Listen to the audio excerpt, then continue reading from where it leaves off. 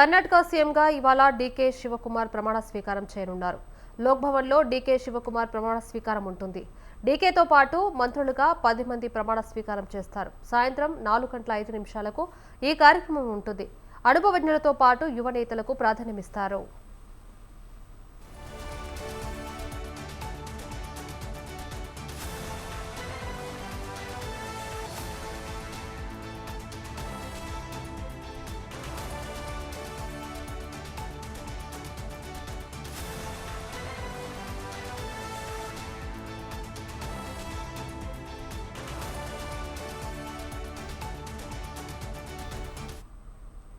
కర్ణాటక సీఎంగా ఇవాళ డీకే శివకుమార్ ప్రమాణ స్వీకారం చేయనున్నారు.